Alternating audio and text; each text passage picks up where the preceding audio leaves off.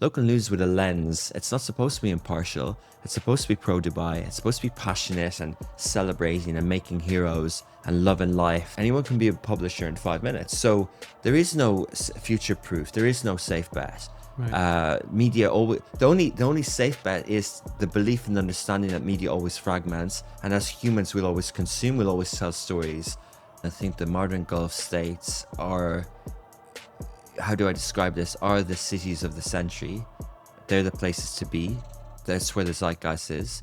This is where civilization is being almost rewritten, redefined.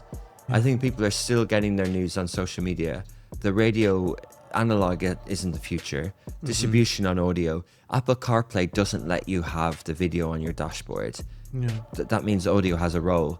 Put all your budget into Lovin Dubai. Love it.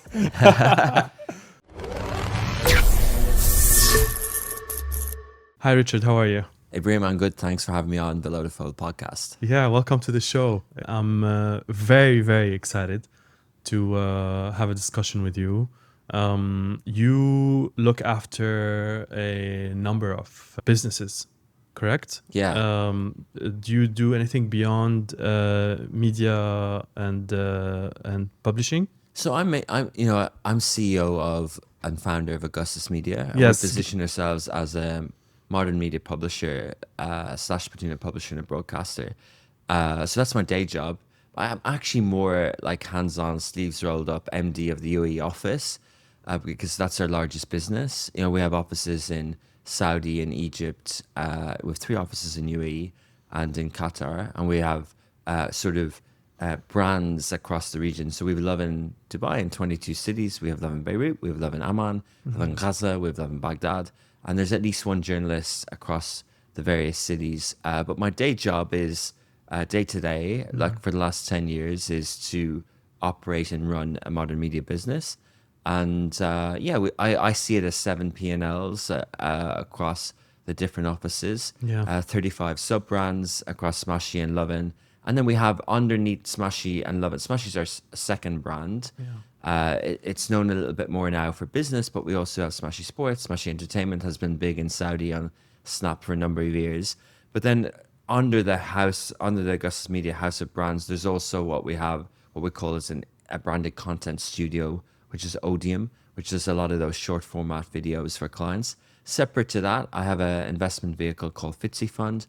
It focuses on investment media tech startups in emerging markets, largely Middle East and North Africa.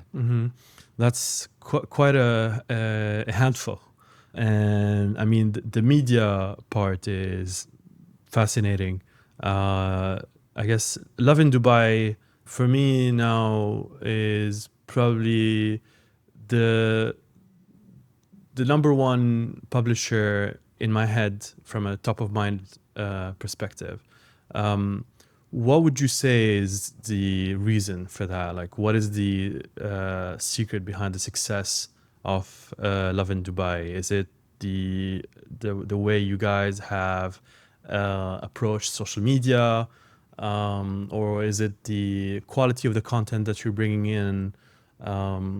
Could you develop a little bit more on? Yeah, well, thank you. First of all, I mean, and yes, I guess we would admit and not be complacent to say that we have been successful. We've been around for 10 years. Our revenue and audience numbers stand up, and we've been able to grow. But define success in the modern media world compared with previous revenues that media entities used to make, and compared with tech companies. So are we successful on that scale? Probably not yet. But in terms of the top of mind part, I get, it's how does any brand or company get top of mind? And it's, as you know, as a marketer, a lot of people on this show, it's a mix. Yeah. It's a mix of things. It's a mix of branding. It's a mix of format. It's a mix of believing. It's a mix of the name. It's a mix of the people. It's a mix of the publishing style. It's a mix of the city and many different things, and also not necessarily first mover advantage, but I think we've made the right moves at the right time over the last 10 years. I wouldn't say how we pivoted to video, but how we sort of didn't get sucked in too much when we saw that page views weren't going to be as important as they had been for digital publishers, text-based publishers in a long time. There's many different sort of little sort of swerve of the wheels that we made. I wouldn't even call them pivots, but there's many things like that. And I've heard recently, and I never really thought about it, but there was a gentleman, a local gentleman mentioned, it's your branding, it's the reds, and someone else mentioned that recently last night at an event, and they're coming at it from a marketing branding point of view, but we essentially see it as a product and a service, and it's local news with a lens. It's not supposed to be impartial. It's supposed to be pro Dubai. It's supposed to be passionate and celebrating and making heroes and loving life. And, but there is utility, there is information, there is traffic, there are, things that there are stories that do pull at the heartstrings. There are community stories. It's the zeitgeist of a city. It's telling a story.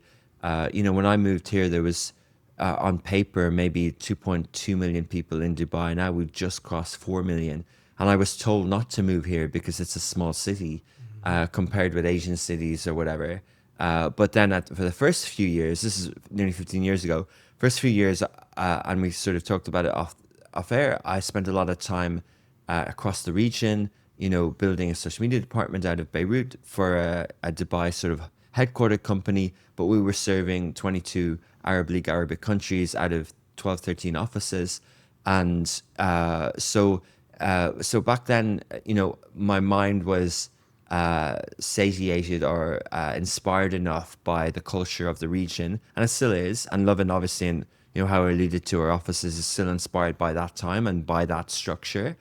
However, when I went head first into Lovin Dubai, when we started in September 2015, I did realize that there was more to it on the ground. There was a PR ecosystem, there was an F&B, all the real estate. Like you could be occupied enough as a business person just by focusing on Dubai and that wider sort of UAE economy.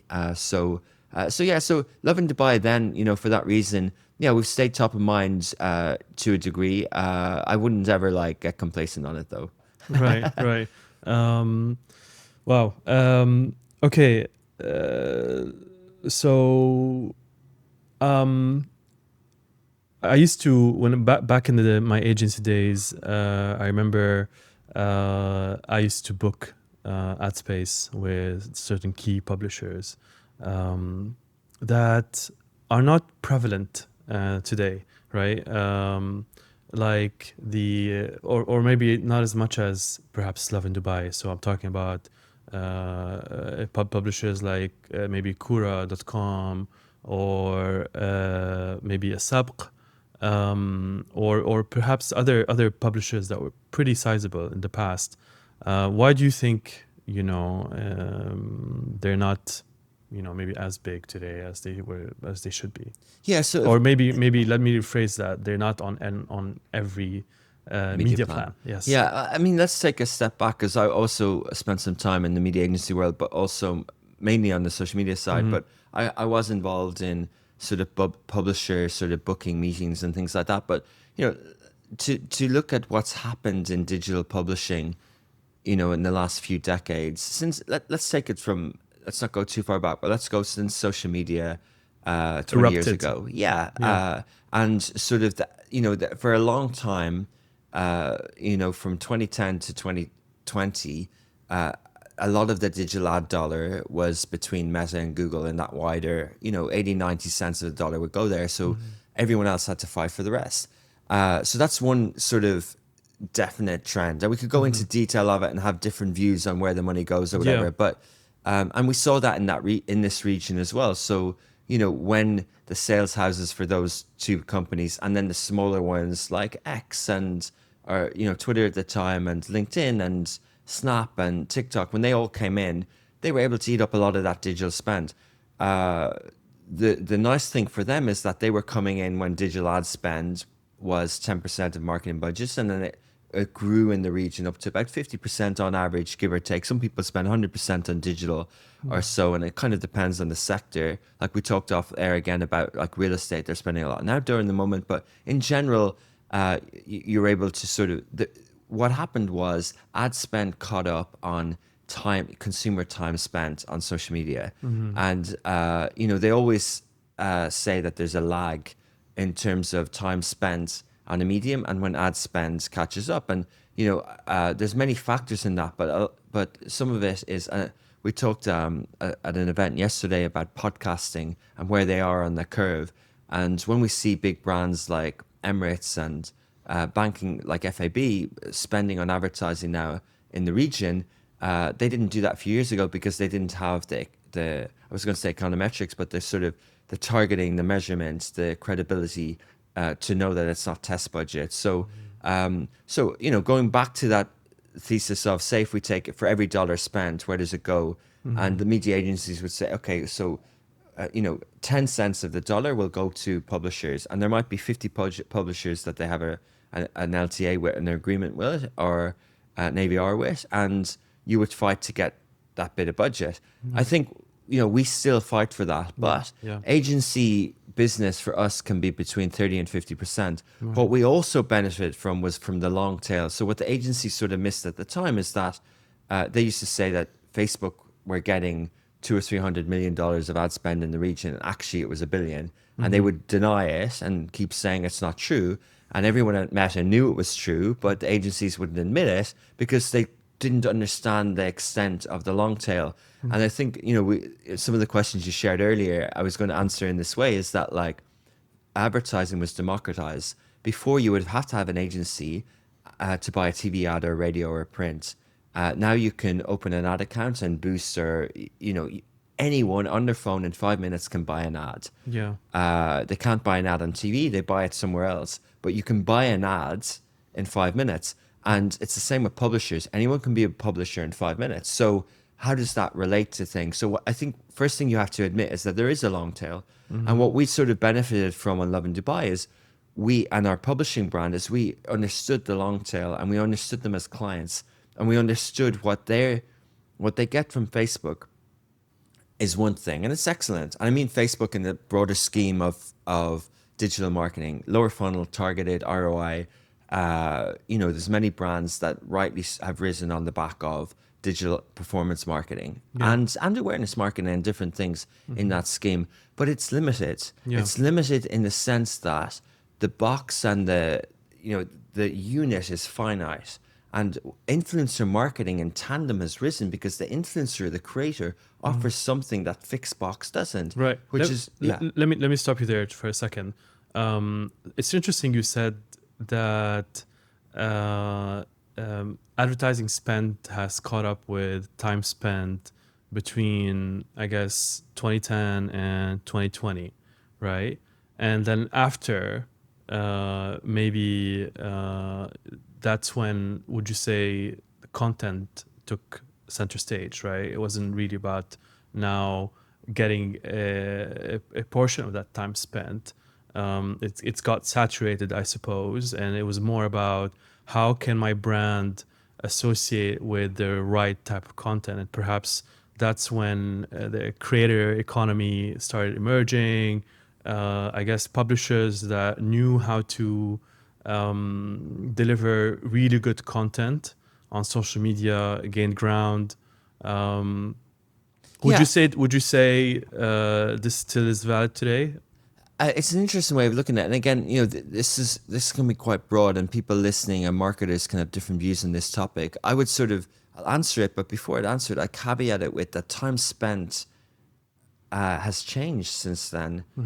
People are spending more time on other mediums now, like streaming, audio, podcasting, and different formats than on Facebook or social media. Yes, but the consumer is always ahead of where the advertiser is in the digital world and in most worlds.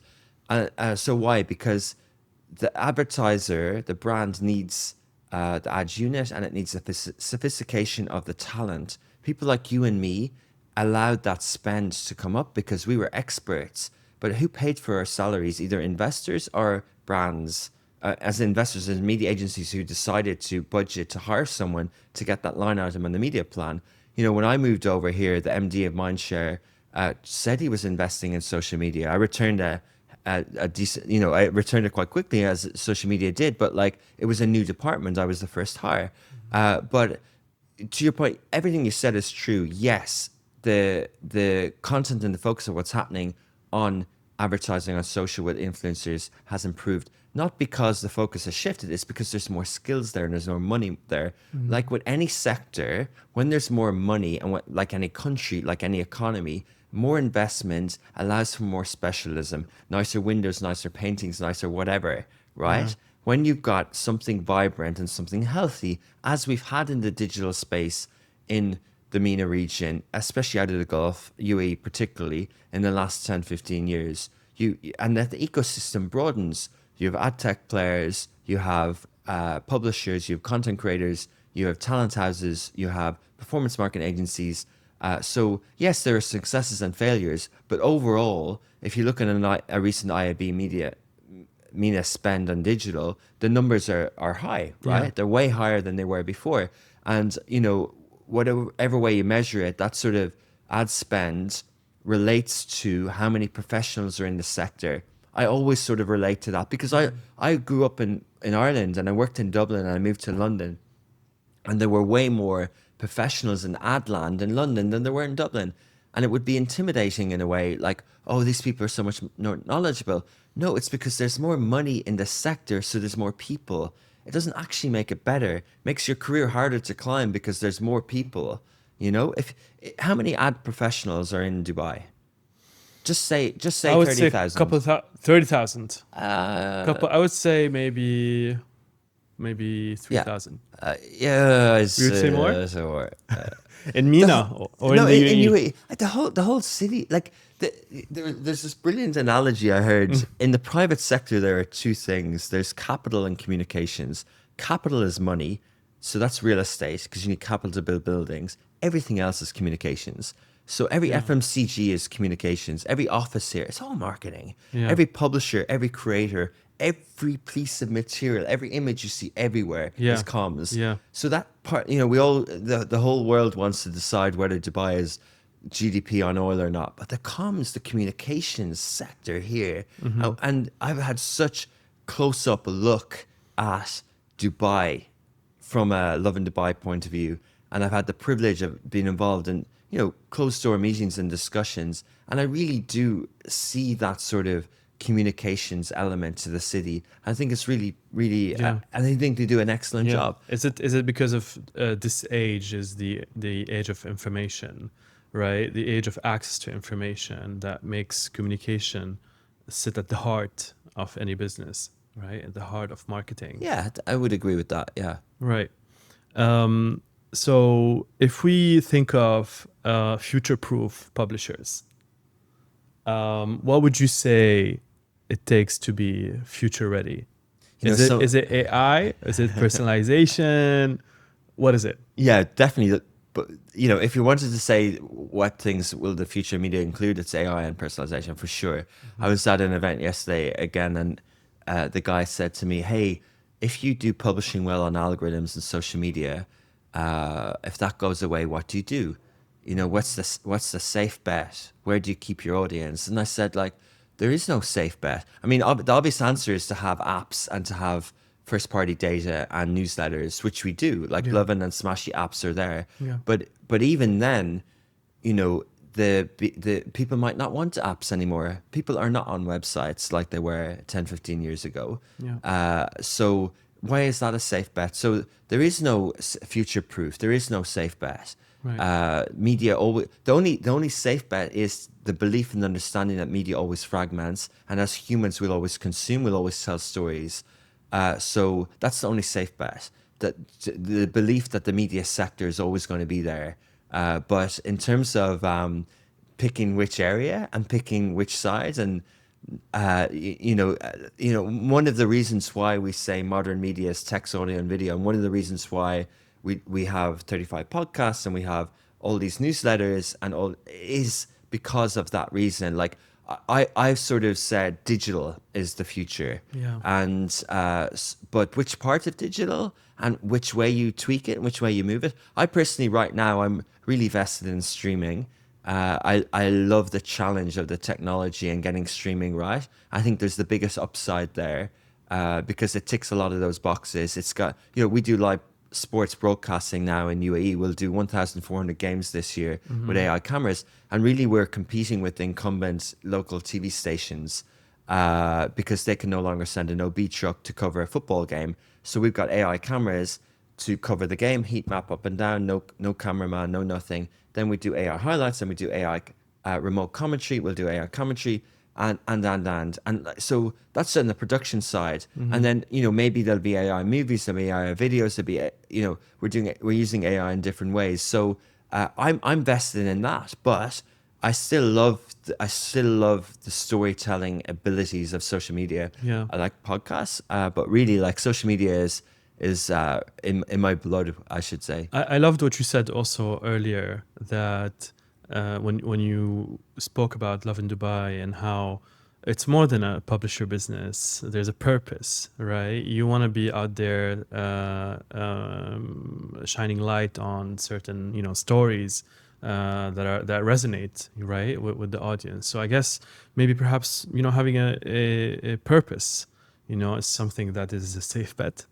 Yeah, I totally agree. I mean, the mission of Augustus Media is to be the modern media company choice in Middle East and North Africa by telling inspiring stories. And I'm an immigrant, but I don't know why, but I've taken it on my shoulders to tell inspiring stories in the region. It could be on social media today. Tomorrow Anywhere. It can be on streaming. Exactly. And that, I think that's the Disney thing. Disney want to be an entertainment company and want to create magic. I think Augustus, we want to tell stories. We want to own our own IP, our own content. And wherever the digital distribution is, wherever the consumption is, we'll be there. That's why we're not a social media company or an audio company. We'll tell stories, and we'll use AI to do that, just like Walt Disney used, color and talkies on top of his animation. Like, it's just technology, it's just evolution. But yeah, like, I think that's inspiring, right? Like, to know that we can contribute and amplify. I wouldn't say create heroes. I would say we complement amplifying the stories of heroes. I love the Smashy Business content because it tells stories, it creates heroes, right? Like, the podcast every day talks about founders and startups in this region. Western influence on culture, especially my culture, was too far and too wide for too long. And not only Hollywood actors and stars, like we talked again off air, that when is the Lebanese, who from Lebanon was in Hollywood, because we talked to a few from Egypt. But I think the point now is that they don't need to be in Hollywood. Yeah. Right. Like, there's a few of them who are hits on Love Is Blind, Habibi, and Dubai Bling, and that's kind of, they've reached America, right? Yeah. So I think I know we laugh at those shows, but I think the point is that, like, it's a multipolar world. Globalization has sort of evolved, Right. and you can achieve and succeed here without having to, in your own culture, telling your own stories, and build out of the region. And whether that gets adapted elsewhere or what, or it's, if the show or the content suffer, if it travels, then great. But actually, that shouldn't be the objective, Right? Because it doesn't need to be. Because why should it be? We have the same population in this region as the United States have, but our total GDP is like 1/10 to 1/20 of their total GDP. Why? Yeah. There's no country in this region who's, I think Saudi maybe, but no one's $1 trillion GDP.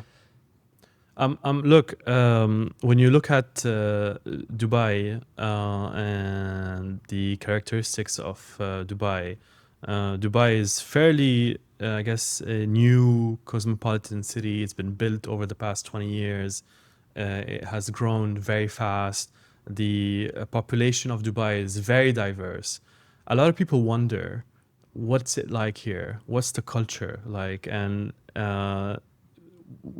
since you've been obviously close to a lot of stories, right, in Dubai, I'm interested to know your input.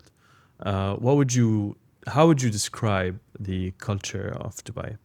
I think we're living in a 21st century, and I think the modern Gulf states are how do I describe this? Are the cities of the century. They're the places to be. That's where the zeitgeist is. This is where civilization is being almost rewritten, redefined. Dubai, Dubai last week announced the Dubai Civil Committee, in the commission, a federal government in Dubai, and they put 8 of the top ministers and leaders on this to keep the city civil, to define what civility is, to define not necessarily as far as what culture is, but why are we polite? Why are we clean? Why do we not fall into disrepair? Why, if you walk down the street like in San Francisco and you smell weed, or you see homeless people, are you going to get stabbed? Or these connotations with different cities, right? And I think that's fascinating. That's something and I would stretch it beyond Dubai. Everywhere will claim it and say, and obviously we're here and we believe in it here, but I do think this is sort of replicating itself, and it's sort of growing out, like that sort of growth or dispersing across the region. Yeah, on everybody's one on side. board also, right? Yeah. Everyone loves it. Everyone loves it. Yeah. Yeah. So that's definitely one side of it. I think the more obvious answer in terms of the other side of the culture in Dubai right now is that when you're building something, and you alluded to the last 20 years, is the pace of change, the pace of building. When I moved from Dublin to London, I thought it was a place to be because every article and video and movie I heard was from London, like the football teams, the culture, the art galleries, and I was like, that's exciting. I'll go there. But when I went there, I realized everything was built and things kind of moved more slower. And I was like, this is a bit slow, actually. Yeah. Like the tube was built, the buildings were built, there was red tape, there were taxes. Like it wasn't that inspiring. Now over here, people will say it moves too fast and it's too tense. And but partially, and then are we all anxiety and it's social media and it's so much noise, and is there too much stress in Dubai? But actually, that's all controllable in a way. It's a lot to do with emotions, but also the reason why I think it is because of the growth, right? Like, in other cities, there aren't cities being built at pace. Yeah. There aren't transport. There aren't projects coming so fast because they're built. There's growth because there is room for growth. Room for growth. And then in our sector, and much of our part of this conversation is you're also in an industry which is growing. So that it is growing. Our sector, digital spend is up 20-30% year on year and continuing to be.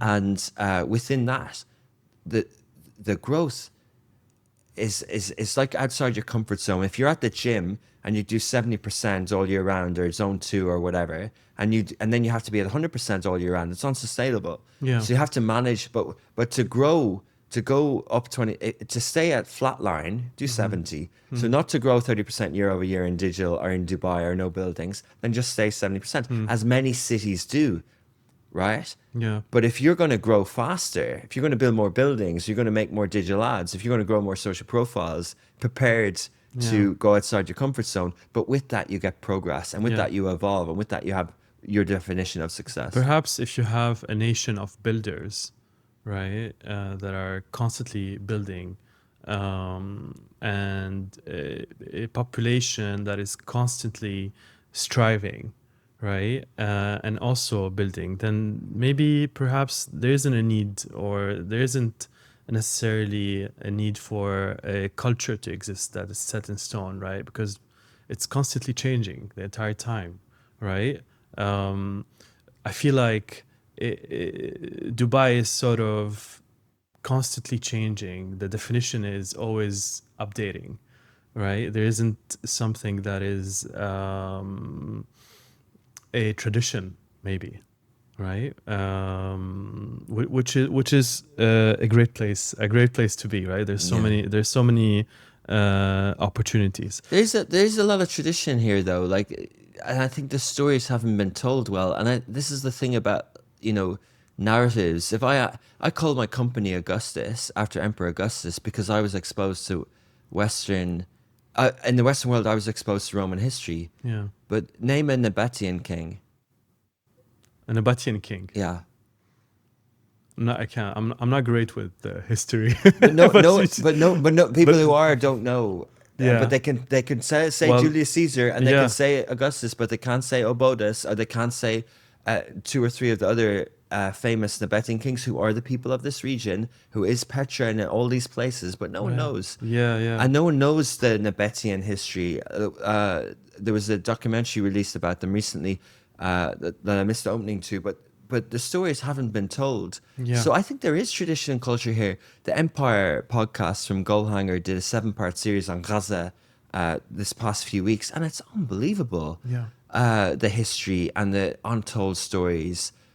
So yes, definitely Dubai's current story is one of modernity for sure, and that melting pot culture and that pace of change, is hard to define. I Yeah. agree with you. Yeah. Yeah.